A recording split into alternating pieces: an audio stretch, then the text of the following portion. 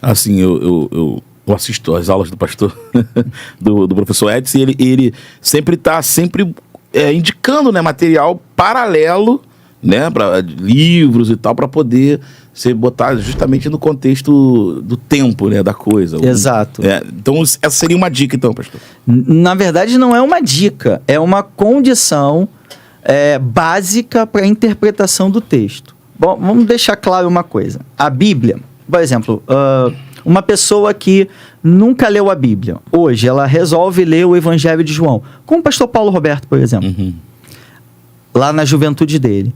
A Bíblia, a simples, eu boto simples entre aspas, mas a simples leitura da Bíblia é suficiente para conduzir uma pessoa à salvação. A leitura da Bíblia é suficiente, é poderosa para conduzir alguém à salvação. Não é disso que nós estamos falando.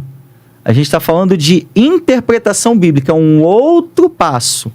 Eu já leio, já sou convertido, eu já conheço a Cristo, agora eu quero me aprofundar no conhecimento das Escrituras. Aí eu preciso interpretá-la de forma correta. E existem basicamente dois tipos de interpretação da Bíblia. Uma interpretação doutrinária e uma interpretação pessoal. O que eu estou falando? O que eu quero dizer quando eu digo interpretação doutrinária? Por exemplo, eu pego uma pessoa que lê Apocalipse ou lê um texto apocalíptico, né, que não necessariamente no livro de Apocalipse, e ele vai ter uma interpretação daquele texto. Aí a gente chama, né, a teologia, a escatologia chama do pré-milenismo, pós-milenismo, amilenismo. Eles vão ler o mesmo texto e vão entendê-lo de forma diferente. É uma interpretação doutrinária. Quando eu falo de uma interpretação pessoal, sou eu pegar um texto que se aplica a mim e interpretá-lo. E aí interpretá-lo é compreendê-lo e vivê-lo e aplicá-lo. O grande problema, já que a gente falou de Josué 1:9, a gente fala de Josué 1:8, quando Deus fala, olha, Josué, medita neste livro de dia e de noite, para que você tenha o cuidado de guardar tudo quanto nele está escrito, de fazer tudo quanto nele está escrito. Então você vai se conduzir prudentemente e tudo que você fizer será próspero. Olha o que Deus está falando para Josué. Leia, medite, para que você cumpra, para que você aplique.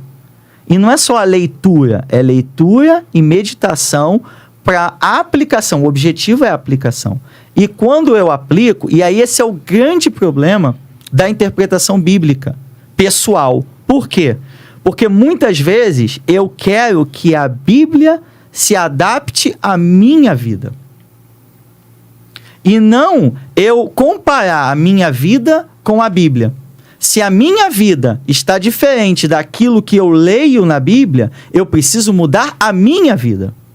Só que a maioria das pessoas não querem mudar de vida, mas querem mudar o quê? A Bíblia. E aí, quando mudam a Bíblia, vem as heresias. Que é adaptar a Bíblia às condições dele. Exatamente. Adaptar a Bíblia às minhas condições. Eu não quero largar meu pecado. Eu não quero largar a minha preguiça. Eu não quero largar o que for. Mas aí, então, eu vou adaptar a Bíblia ao meu estilo de vida. É aquela frase, Jesus quer te fazer feliz, Jesus quer te fazer rico. É, exatamente. Seria isso. É mais ou menos isso. Jesus quer te fazer feliz, então... primeiro, né? Jesus quer te fazer feliz. E aí a gente vê qual é o propósito. Aí a gente precisa conhecer a Bíblia. Tá, Jesus quer me fazer feliz. O problema é que hoje tem sido pregado o Evangelho. Quando a gente vê uma nota de R$100, né?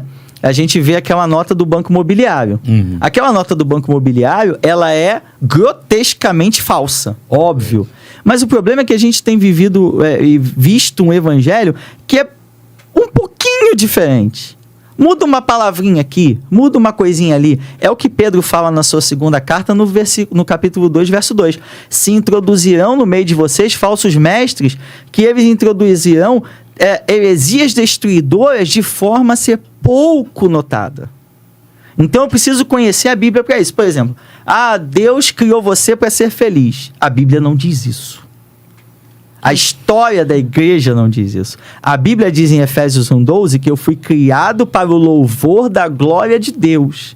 Esse é o propósito do ser humano, criá-lo, ou glorificá-lo, e não ser feliz. E aí, em nome dessa felicidade, Deus quer que eu seja feliz. E sob qual prisma eu falo dessa felicidade? Do meu. E aí eu posso fazer o que eu quiser. E aí eu interpreto a Bíblia da forma que eu quiser. Então, falando honestamente, eu posso casar 3, 4, 5 vezes. Eu posso não exercer um ministério frutífero. Eu posso pular de igreja para um lado e para o outro. Eu posso me rebelar. Eu posso ser sem submisso. Eu posso ser um marido que a Bíblia não diz que eu devo ser, porque Deus quer me fazer feliz. O problema é que tem muita gente indo feliz para o inferno. Eita!